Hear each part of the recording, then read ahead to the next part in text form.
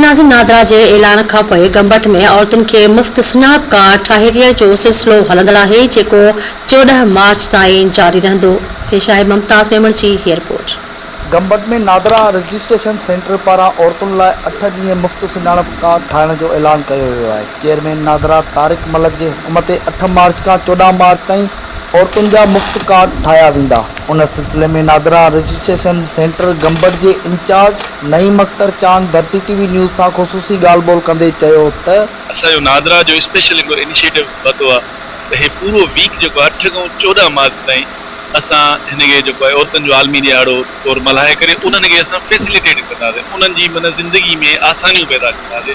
छो त हाणे ॾिसो मुआशी तरीक़े सां इकोनॉमिकली हुनखे शनाख्ती कार्ड जी तमामु घणी ज़रूरत हूंदी आहे। शनाख्ती कार्ड अगरि कंहिं औरत खे मिली थो वञे इज़ीली आसानी सां त उन जा बाक़ाया जेके बि इशूज़ आहिनि उनजा इज़ी आसानी सां माना हल थी था वञनि। असांजो जेको चेयरमैन साहब जो स्पेशल इनिशिएटिव त हे पूरो वीक जेको आहे असां मुख़्तलिफ़ ॻोठनि में असां पंहिंजो MRVs बि लॉन्च कयूं आहिनि, जेके हुते वञनि थियूं। उते ॻोठनि में असां सेमिनार अरेंज कया NGO जी मदद सां, ऐं उते जेके बि जंहिंजा कार्ड न आहिनि ठहियल हिन महिल ताईं उन्हनि जा फ्री ऑफ कास्ट कार्ड ठाहियूं था ऐं उन्हनि खे जेको आहे कार्ड बि असां 8 ऐं 15 ॾींहंनि में प्रोवाइड कयूं था उन्हनि जी दहलीज़ ते। असां वटि हिते जेको नादरा ऑफिस गंबट में आहे उन में बि स्पेशली असांजो इहो इनिशिएटिव आहे त असां 50% जेको असांजी कैपेसिटी आहे प्रोसेसिंग जी उहा असां फीमेल जे लाइ डेडिकेट करे छॾी आहे।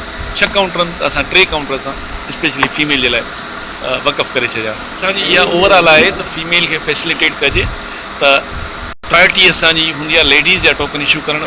उन खां बहितरीनु असांजो पहिरियों इहो ई आहे त असांजो फ्रेश जेके कार्ड जिन जो न आहे ठहियल त उनखे प्रायोरिटी ते कार्ड ठाहे ॾिनो वञे त उहा असांजे क़ौमी दायरा में शामिल थी वञे। कैमरामैन फरमान मीरानी सां गॾु मुमताज़ मेमण, धरती टीवी न्यूज़, गंबट।